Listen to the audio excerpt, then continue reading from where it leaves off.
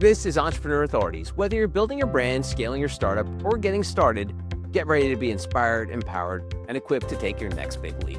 Hola, I'm Joe Pardavila, and I'm back today with Charles Sims. You know him as the Hurricane CTO, but he's also the founder of SkaFld Studio and the mind behind what he calls SkaFld Anywhere, a methodology built on one simple truth. About 80% of every business is repeatable. Today, we're going to talk about how SkaFld helped turn a single pickleball location into a franchise-ready operation and how they guided school boards through AI adoption with clarity and trust. If you think frameworks only work in one industry, this episode will change how you look at growth, scale, and execution. Charles Sims, welcome back. How are you, my friend? Doing very well, Joe. How are you? I'm excellent. Thank you for asking. And so it's funny, we've had a couple of conversations, and I felt like I will be honest, felt like a bit of an idiot because, we talked about your Hurricane CTO background, and then you talk about starting SkaFld Studios, and you explained to me that it was this company that essentially builds infrastructure for startups. And I said something like, oh, so you're like the scaffolding of a startup. And you're like, yeah, idiot. That's where the name comes from. Is it as obvious to other people outside of me of what SkaFld is all about? Well, luckily we took the age-old VC trick of taking all the vowels out of the word, so no one actually knows that it's scaffold, and they don't even think scaffolding. It's definitely spelled incorrectly. But as soon as that clicks, it's the exact same. Aha! Oh, and they kind of have like that dad joke where they laugh at themselves, like, oh, that's why it's called SkaFld. But yeah, it's definitely something that we talk about a lot of. 80% of all these businesses, 80% of all these engagements, 80% of whether it's helping out NGOs, helping out a new initiative at one of the school districts, or starting up a VC, or even doing a corporate innovation initiative, it's the same 80% of getting it in the getting the scaffolding, getting the blueprint, and then deploying it. Okay, cool. All right, so I guess I'm not the only person that's happened to. All right, so I don't feel as bad anymore, Charles. Thank you for being so kind to me. I really appreciate it. Of course. Next business I have, I'll have to keep a couple more vowels in that. Yes, of course. And so this idea of SkaFld, and people know your background, obviously Hurricane CTO, you're with the legit resume. But when did you realize that SkaFld was not just obviously for tech startups? Because I think that's one of the things, you come with a negative word of baggage, but you come with this experience of being the tech guy. When did you realize, oh, you mean like people outside of Silicon Valley can use SkaFld? What an ingenious idea. Well, so my my career kind of started actually out in business and entrepreneurship. My undergrad was in entrepreneurship and project management. I didn't really have any true tech background until I broke into the LA management scene within technology, and then still approach it from the business mindset. I approach everything as if it's a conversation with a CEO, a CFO, or COO who don't have that technical background.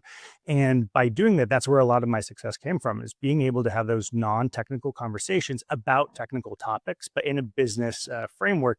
So now, as we back into what we've been doing with SkaFld, yes, we have great talent on the team. My background from my time with the Clippers or UTA, that is very, very hardy, technical, really meaty in that operational space, but it always came from the lens of business. And so now I've been loving the ability to stretch our wings into what I was born into. My mother was an entrepreneur. My first couple of businesses that I had were all entrepreneur. Like I started a paintball business when I figured out that you could get wholesale paintballs for all you and your friends and be able to get the wholesale prices, or the car audio business in college. But like that entrepreneurship was always at the core of what I loved and what I just kind of clicked for me coming from growing up. And so to me, it's always been there. It's just now showing that that side, and the other professionals we have and partners we have in the group that are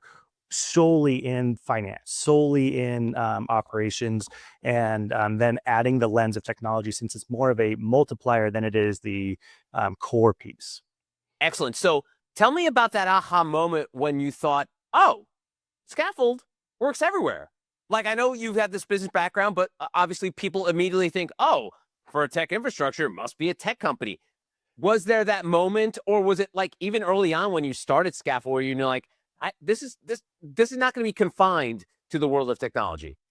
As we first deployed SkaFld OS, which was like the, I guess, operating system that we built, the framework that we built to both service our clients as well as productize our service offerings, I started realizing how many of the things that we were really starting to automate, the things that we were starting to create these 80% blueprints for anybody. They work much more than just in your startup world. We were partnering with the local, the school district when they were just asking for some advice around AI, and we ran it through the framework, and all of a sudden it's starting to push out some really interesting blueprints to be able to bring in AI innovation, even though it's more focused on the initiative than it is the technology or anything like that. So like the aha moment came from this iterating in very weird projects, getting pulled into a project that we didn't expect before, and then realizing everything that we had built in the framework up until that point works way beyond just technical, way beyond just the infrastructure or the technical vision of some of these projects. And you mentioned a couple times the 80% versus 20%. Just for folks not familiar, give us a little context as to where that insight came from in the first place. Well, I mean, we all know the 80/20 principle. And what I've realized over the past 3 years in VC is every time I'm having a conversation with a founder who just doesn't know how to get to the next stage, with an investment group who's just trying to figure out how to make this portfolio company work, or as we've seen more recently, is a lot of these other initiatives. The hard part is getting over that hump, and the hump is that 80%, and the 80% of the problems are very similar no matter what domain it's in. But as we started to see, no matter whether it was who is or what's the product market fit for this product, who are the investment group that we want to target, and how do we pitch them, the constituents of the local government, and how to excite them about this initiative, all of those things are the same kind of process. And so we created this concept of like the universal data room. So even though we're not actually pitching like diligence, and we're pitching what the startup is outside of just startups, we are taking that same concept of like understanding who the audience, who the market is, doing market intelligence on any sort of project, any sort of initiative, or just advisory work itself. So that's been the big pivot outside of tech that we've been able to really lean on. And so, we've talked in past episodes about like the hurricane TTO of like, you're always going into rooms that are broken and fixing things. So bringing that sort of analogy to what you're doing today, what usually breaks first when leaders try to scale without systemizing the basics? Humans are very similar to the problems we hear about AI is context. So it's very hard to have all the context. You just have your say stakeholders that have one piece of the puzzle, but they don't have the entire puzzle. And as you start to move things around, sometimes you're not able to properly communicate, get people on board, and then pieces of the puzzle start failing because somebody is pulling back, or they're not bought in. And yes, you can steamroll that, but it's very hard the larger of an organization you go. It's why I love startups. Why I love small business. Even I can make so much more innovation progress with a mom and pop carpet shop than I could with IBM, because it's 3 people that you just need to convince. But the more people and more voices you add onto that, you need better context, better empathy for where they are, why they're pushing back. And then that is what is going to be your biggest blocker as you move forward. So you are a bit of a therapist when it comes to working with some of these folks. So unlicensed, obviously, but why do smart people resist standardization even when growth depends on it? Whew. So our Take a deep breath. Go ahead. our values aren't usually as somebody that's part of an organization, our values aren't necessarily always aligned with everybody else's. And so your CEO might have a vision, and these are the values and things that they need to be accomplishing. But your CFO is going to have different values. They're going to have different incentives. They're going to have different things that they need to do. And they know their context. They know what their position is. And so when you talk about innovation, there's a lot of shiny ball syndrome that we've all been through with our careers. And that leads to kind of hesitance. So if you don't have full confidence of your team, they're going to go, oh, this is just another shiny ball. and they pull back. And I think that's why, going back to the analogy of a small business, is so much easier to move and innovate and pull into this process than a large business, because it's like turning or turning a battleship in a bathtub. It's impossible when you have to convince so many people. Historically, it's all been about your voice. How big can you leverage your voice? So if you're able to get on the radio, you're able to get on TV, you have a much larger voice, where these days you can communicate very, very broadly with very little effort and little, I guess, political stake to be able to get out. But all of us know how difficult or how frustrating it is just to get a Slack message that's telling us all the brand new this, that, and the other, and there's no like human component to it. And that's where a lot of these initiatives actually kind of lack, is they don't have a human component. They don't have somebody with empathy who understands this isn't going to be easy, but we're not just going to be authoritarian and shove this down everybody's throat. We are going to let it be part of the culture, let it be our innovative side. And on the subject of the human side, perfectionism is a major problem. And, I'm sure it's been uttered many a time at startups, perfect is the enemy of good. But can you share an example without naming names of where have you seen like perfection slow down the momentum? Because again, you get all these people like, okay, cool, we're not going to do it unless it's completely perfect and no bugs in it. Give me an example how, like, when you saw things that were moving pretty well, when all of a sudden someone said like, nope, if it's not perfect, we're not moving a single move. So one of the things I like to talk about is the royal we in organizations. We have this royal we that happens a lot, where you're in a leadership meeting and you hear about, oh, we should do this, or we should think about that. We should try to figure that thing out. But it's not actually taking ownership. It's just being able to tell your voice. And what you'll see with organizations that have these more fiefdoms is there's a lot of those royal we's of everybody giving their opinion on how it could be better. We can't move forward because of X, Y, and Z. And they're getting into a no mentality. That one of the most recent organizations that we're working with was actually an indoor venue that had a lot of passionate people that were working on it, but they were butting heads with one another. They were continuously, because something would go wrong and everybody would blow up, and they would want to go through all of the post-mortem. How do we make sure this never happens again? And 80% of these things were all edge cases. It's like, yeah, you guys are a brand new business. You're figuring it out. You have to give some space to failure, and your team has to know that you have their back. Whether or not they make the right decision or wrong decision, it's still a good learning situation, and not a place where everybody's coming into those leadership meetings saying no, because I want to make sure that I have it on the record that I said no, or I gave my opinion, and that I can always go back to it. Versus what I like to say is, let's dream with me, come with me and dream with me. So try to help me, instead of shutting down my opinion, yes, and with me, you try to figure out how to make it work. And then if we both come to the conclusion that this isn't working, that's great. That is the most progress we could make. But just shutting me down, or just shutting your fellow leaders down, creates this constriction of faith, constriction of innovation, because everybody gets very guarded to make sure that they are not the one who gets yelled at. That's great. Good stuff. Thanks for sharing that one. And so a week ago, I gave you a call to confirm we were chatting today, and you were inside an indoor pickleball place, which if people aren't familiar, they're sprouting up all over the place. This one in particular was called Cali Smash, but it turned out you weren't there to play pickleball. You're working with them. First, tell us about how that started in the first place.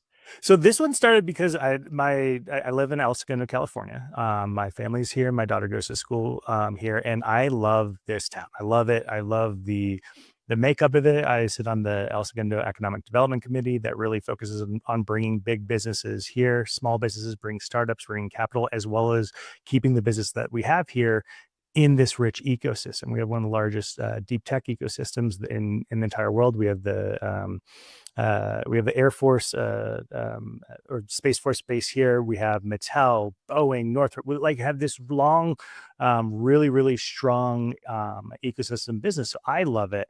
And one of the reasons why I love it is the previous mayor and the government, who I had talked about and interacted with on a number of startups, would always introduce me to whoever the new group is that's coming into town and needs some help, because our group was very good at being able to, if you have a vision, if you have an idea, let's just jam with it. There's not going to be any sort of expectation. Like, if it's for the community, we'll do it. And so I was introduced to one of the founders at Cali Smash 2 years ago, before they did any construction, anything whatsoever. And it was this gentleman who had an amazing vision, a beautiful design, a great understanding of like the space and how to make it make it a really cornerstone place here in El Segundo. But it didn't necessarily have all the business dynamics or the investment dynamics that I'm used to. And so helping him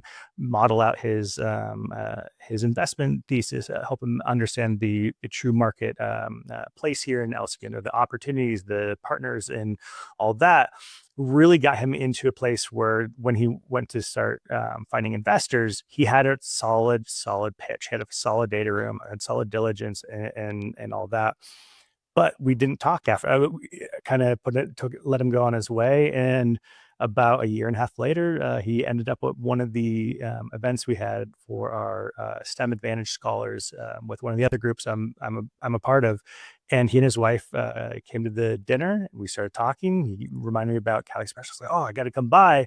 And all of a sudden, it was back to, oh man, this is a huge opportunity for El Segundo. It's a huge, really interesting venue. It's a great space for both our children that are coming up, as well as the other residents. They needed a couple pieces around the operational, because again, every other project that they had done in the past were these amazing real estate projects, but they were handing the keys over after the build is done. Where this is one of the first ones that they're operating the entire thing as well. And that's, again, our bread and butter, where it really comes into the ability to rapidly set up the team, get them under standards, get that 80% of that blueprint running and laid out. And now we've been with them for, I think, almost 2 months, and different parts of my team who had absolutely no pickleball experience, no venue experience, have leaned in because they love it. The people are extraordinarily genuine. It's a fun organization to be partnered with, and we just want to keep them going for the sake of what El Segundo is. But also, it was a great testament to applying the SkaFld way, the SkaFld methodology, into a non-technical, not a real traditional startup altogether. That's cool. And a lot of folks in your space talk about what's repeatable. And I'm curious, when you looked under the hood there, if you could look under the hood of a pickleball place, but when you looked in the operations, right? What did you notice either right away or after some further due diligence? You're like, oh, that's repeatable. You can do that. Yeah, so I think a lot of as we took this as one of our case studies, a lot of the initial build and the things that they went through, because it was a old industrial warehouse, so they did the rezoning. They brought it up to code for commercial, for F&B. They have a full kitchen and bar. All of those things that they went through, the repeatability is being able to do it faster and much cheaper. So being able to not cut corners, be able to optimize the costs and understand, not learning the entire process with the government, not learning the entire process with your real estate agents and negotiating with the landlords and all that. So that's one big opportunity. And the other one is what is actually required for a space like this, when in reality, yes, it's 9 indoor pickleball courts, but it's just a big venue. It's a truly amazing and beautiful space, but it's more or less a big venue to do anything that you want with, and really leaning into, okay, it doesn't need to be so restricted that you can only play pickleball here. You need to be able to have that more agnostic concept and be able to do other interesting stuff, but have it modular, so it is what it's supposed to be. But the pickleball nets can be pulled up. You can do a massive concert there. We had the State of the City for El Segundo there, and a lot of those learnings are definitely the repeatability that you can take anywhere else. Like, I think one of the awesome things that you have with this franchise concept versus, say, a Topgolf, which it was modeled after. Topgolf can kind of only be that. They have bays. That's all you can do. They will have some event space, but it's not really something where you can have a full buyout where you have a disco was it disco raver parties, Yeah. glow in the dark, and the silent discos and all that. Like it's really cool that you can do many different things. And if you're going to repeat it, you want to keep that modularity, that moldability. That's so cool. And I just out of curiosity, because when you go in with bring in the tech side of SkaFld, was there something where you were working with them where you were like, I want to intentionally leave that alone because what they're doing there, that works. They don't not that they don't need SkaFld for this or they don't need technology for this, but like the human side of this is good. Leave that as is, and we work around it. Yeah, so a lot of when I was first convincing our team, telling our team that this is one of the things that I was passionate for us to engage with, was because the people there were very genuine. You go there, you have smiles. Everybody is really fighting for one another. They're bought into the like overall culture and cause. So that I didn't want to mess with. That I didn't want to get into the shiny ball syndrome and say, hey, we're changing all the systems. Hey, we're doing this, that, and the other, because they've had whiplash for the past, say, year of getting of starting this business. Of everybody has an opinion, they all want to do their own thing, but unifying a lot of the good, consolidating the things that make sense with I'll go back to it with context of these folks have been through it, they've been figuring it out. So let them give some of their insights, but don't necessarily leave that as a source of truth. That's the end all be all, because they don't necessarily always have the context as well. So like taking all those inputs and then unifying and strategizing on that standardization. Nice. And all of that is required with a lot of systems. And, you come from the side of like building these systems. When you're working with non like startup-ish companies like Cali Smash, how do you explain modular systems where they're like, I don't know what that means, man. Can you just tell me in English what the heck a modular system is? Is that like something, is that IKEA furniture? What is a modular system?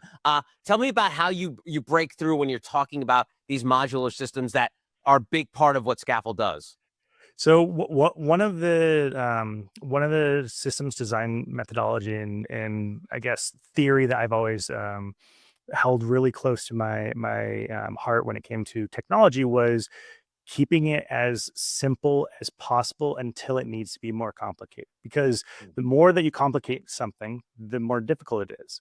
Now that we have AI and what we've been doing with SkaFld in our framework, it's all about taking really complex things and continuously decomposing them into as close to a yes no answer. So you have all these different parts. Now when you talk about like a startup and you're trying to tell them what like modular systems thinking is, it's trying to take the most complex thing that is an organization as a whole and breaking into what are the four revenue components. We like for the pickleball, you have your court rentals, you have your retail, you have your F&B, and then you have your events. Now break those into it. So F&B, that's going to be your kitchen and your bar. Now break those into like, so you keep kind of decomposing them so you have all of the concepts and components that go into the bigger picture.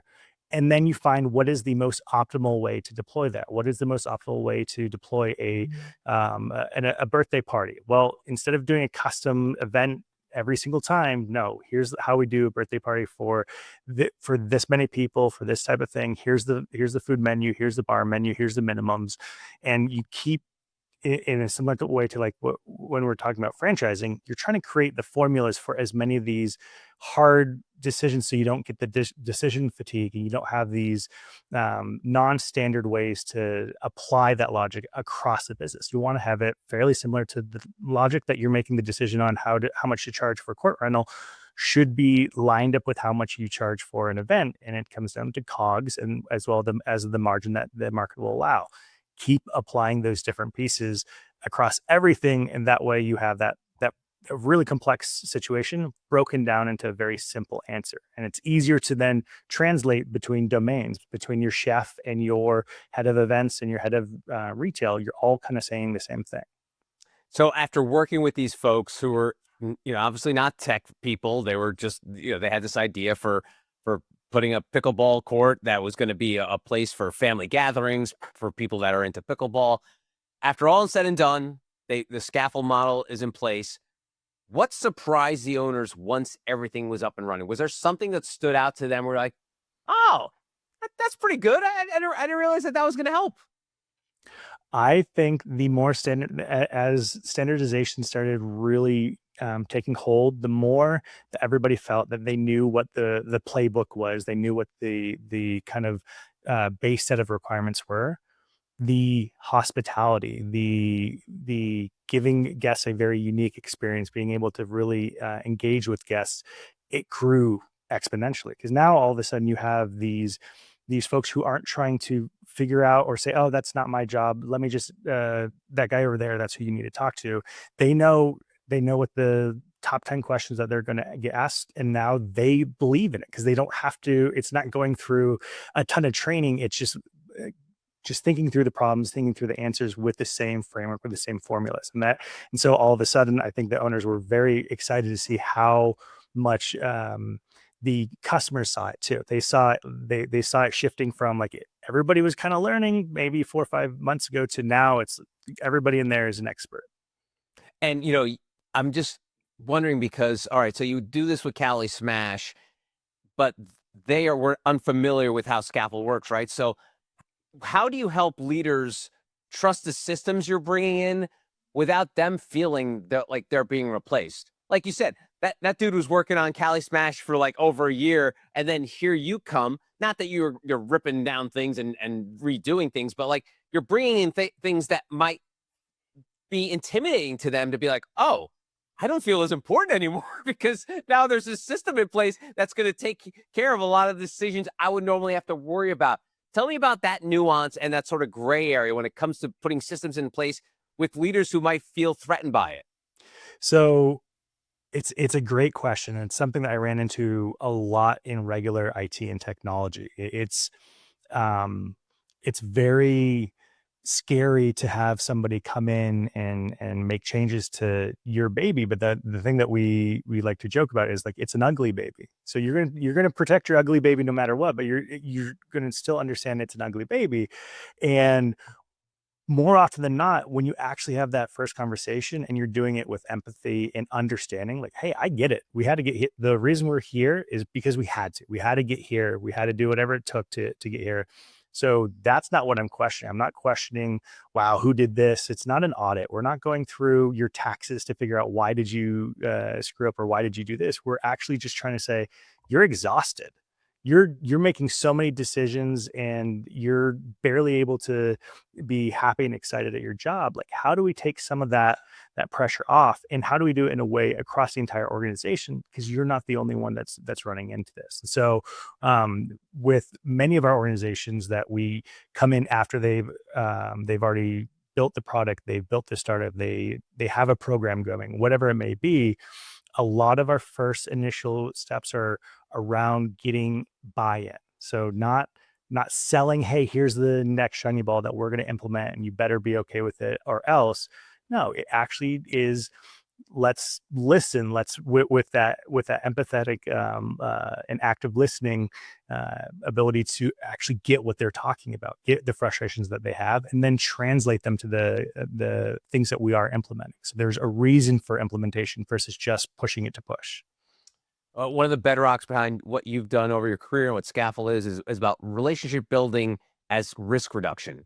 I think this is kind of like almost like common sense to real life. Like you're going to feel like you're taking less risks if you trust someone. Tell me about those steps of you talk about like, when you go in, like you have these really open-ended discussions with these founders and these leaders. How, outside of that initial like meet cute or that initial like first impression, how do you keep that trust building going through the process? Oh, that's a good question. So that initial conversation has to be a conversation that is able to quickly show the entire audience, whoever's a part of that conversation, that we have expertise in many different things. We don't have expertise in their business yet. We are going to rapidly adopt and understand their business, but at that beginning, it's all about being open and vulnerable to, we don't have your answer today, but I guarantee you in 30 minutes, we're going to start by being able to give you what that is, and not have you tell us what are all your problems, and we'll fix all those problems. But no, just having a conversation of what the day-to-day is, and then leaning into the formulas, leaning into the blueprints and things that we've built many times over in these other organizations, and translating that. So even if it's with an organization in a industry that we've never touched before, we're still leading on those other implementations, those other advisory pieces, all the different work I've done in corporate previously, to lean on those to try to find what's the similar thing, what's the common thread, and then apply those like trusted solutions, those trusted blueprints. So that first step, where I like to call it the jam session. So that first 30 minutes is the jam session. We're just talking, and kind of you're trying to keep the excitement up, so they're not just completely crapping on everybody and everything, and everything's terrible. Like, you're trying to get that, what's that little piece of excitement of why you like this organization, or why you're bought into it. And then that passion, we can really drive towards like what the future blueprint looks like. That's awesome. Good stuff. All right, so let's move from indoor pickleball to something that I was fascinated to find out is working with school boards and using AI. And for anyone who's ever been involved in school boards, man, I'm surprised there's not like a reality show of all the drama that's going on within school boards, and obviously externally from the from other forces. Tell me about how that all started and how AI plays into it. Well, so look, AI is very technical, but at the end of the day, it's all about initiative management, it's stakeholder alignment, risk communication, and then a proper phased rollout. And to do all those things, whether or not you're deploying a brand new product, or you're getting buy-in at a school district to bring on AI. So even though the main initiative that we're talking about right now is a elementary school district that was looking to, how do they properly enable their entire curriculum, their ecosystem, the teachers, the administrators, the parents, the kids, with AI skills to bridge the workforce gap that we're nervous about, to bridge the equality gap between male and female students that that's broadening the STEM issues that we've seen historically. But it's the same process. If we were doing how do we do food initiatives, or how would we implement PE curriculums, it's the same concepts, right? You're trying to figure out who are the stakeholders that we care about, how do we manage the communication in a forward thinking, not reactive way, how do we roll out in a phased and clearly drawn out and thought through space, but with the ability to make adjustments or make movements if something comes up. You're never going to think everything. This, even in this world, waterfall is no longer the deployment methodology we can. So that same methodology we use for venture, it works, and surprisingly, it works even better sometimes in these very archaic dinosaur where there's a ton of red tape, because you can move fast enough if you got the right buy-in, faster than the red tape can catch up to you. That's great. And it's funny because, I've spoken to a lot of educators who've done it for a long time and held various roles.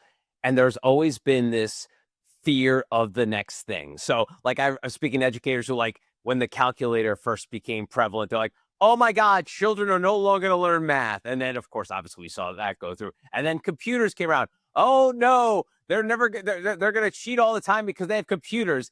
And now this introduction of AI.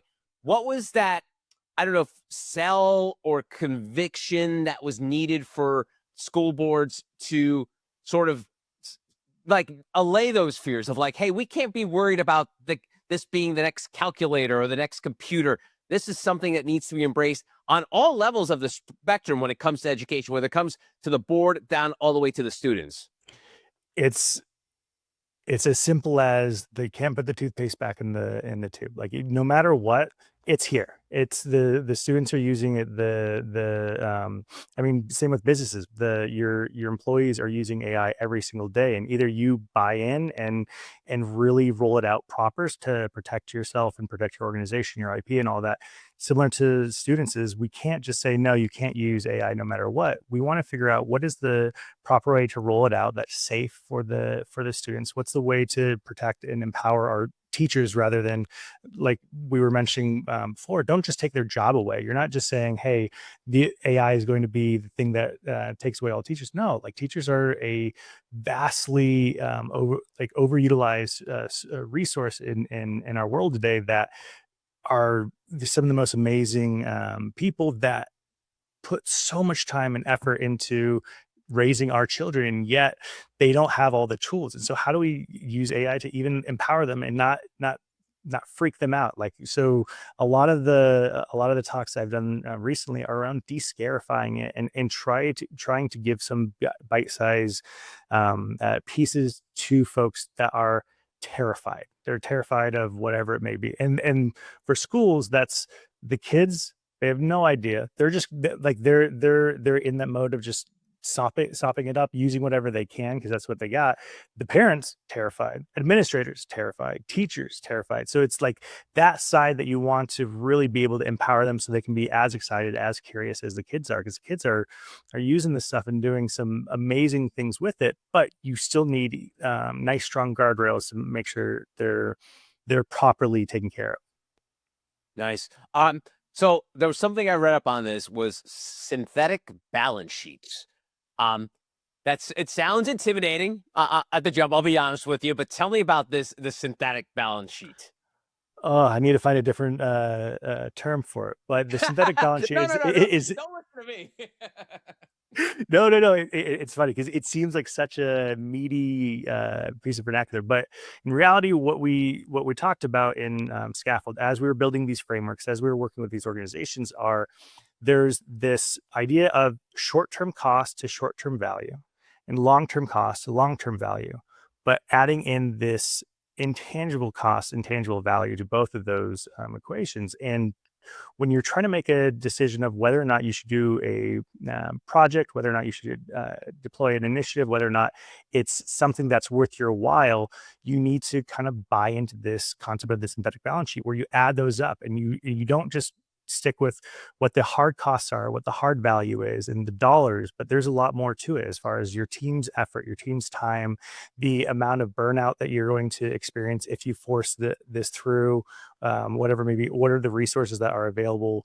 So as we've started to have in our standard vocabulary, we try to figure out every single podcast that we're doing, is it valuable to my short term and my long term, my intangible and my tangible costs? Like all those pieces come into it.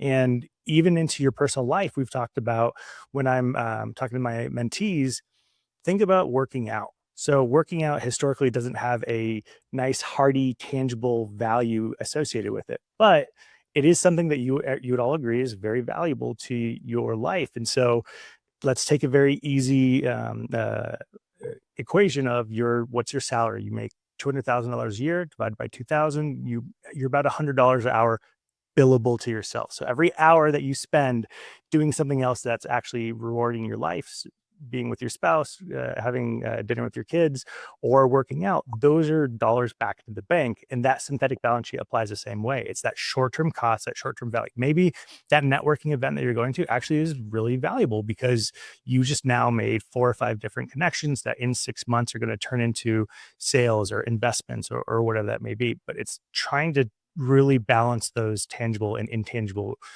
costs and values across the long and short-term aspects.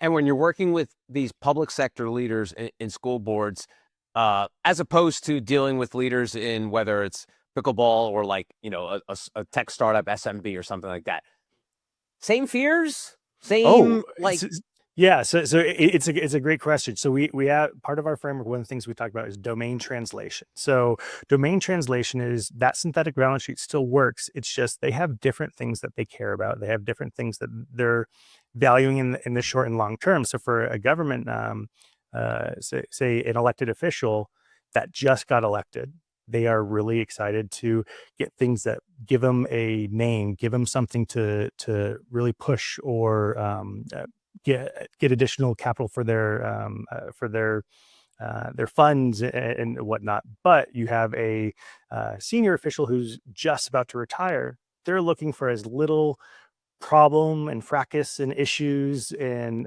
pushback as they can, because they just want to go into the retirement as easy and smoothly as possible. It's very similar to, say, your academia, of what they value. So what do they want in the short term, what they want in the long term, and what actually matters.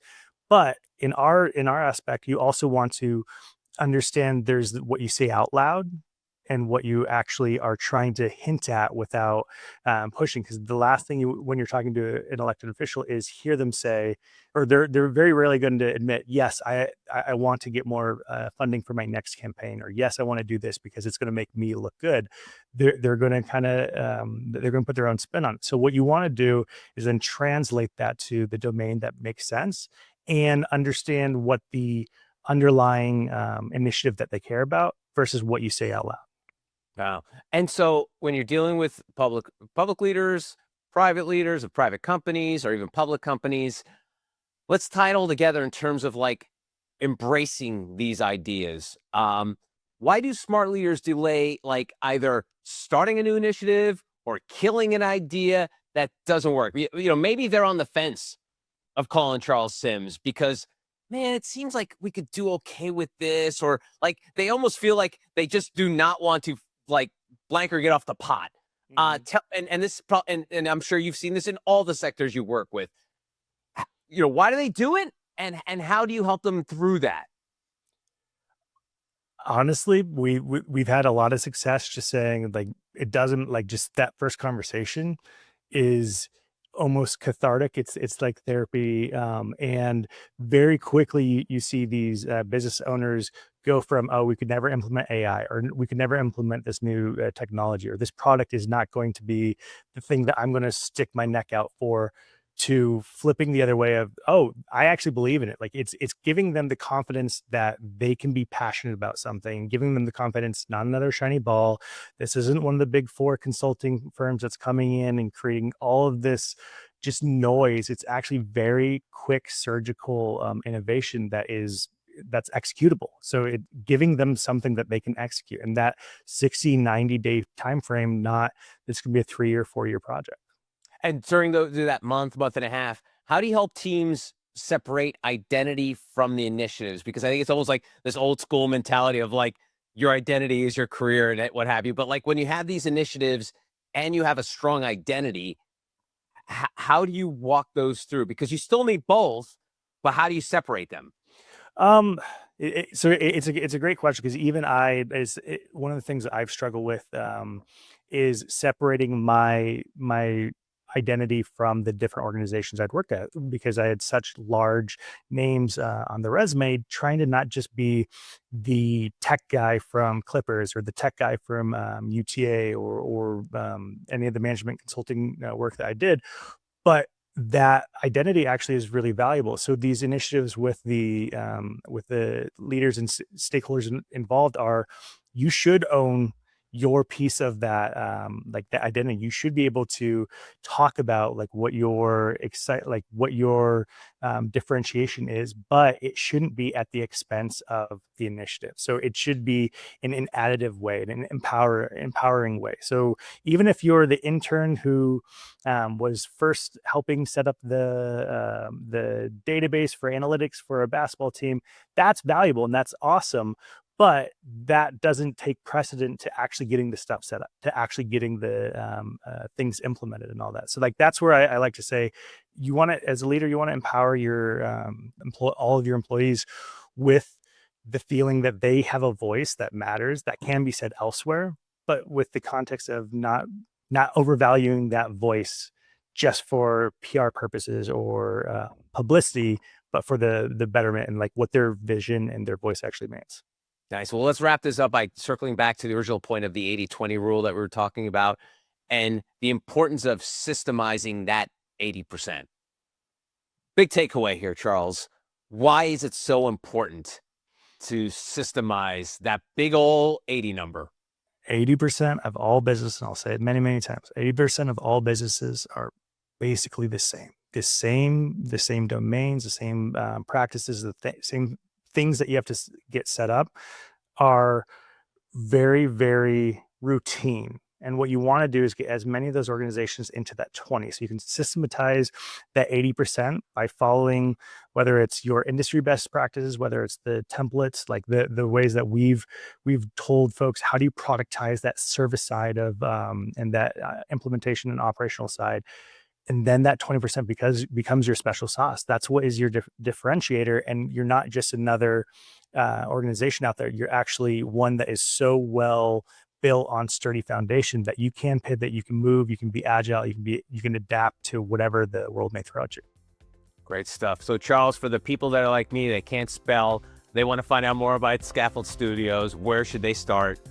You can find us at SkaFld Studio, SkaFld Studio.com, or on LinkedIn. You can also find me anywhere from LinkedIn, Facebook, Instagram, etc. Charles Sims. I'm there, and we'd love to help you out. Awesome. Charles, great conversation. I'll see you next time, my friend. All right. Thanks, Joe. Talk soon. And that'll do it for this episode. If you're an entrepreneur ready to grow your industry recognition as an author and entrepreneur.com contributor, go to authorities.entrepreneur.com.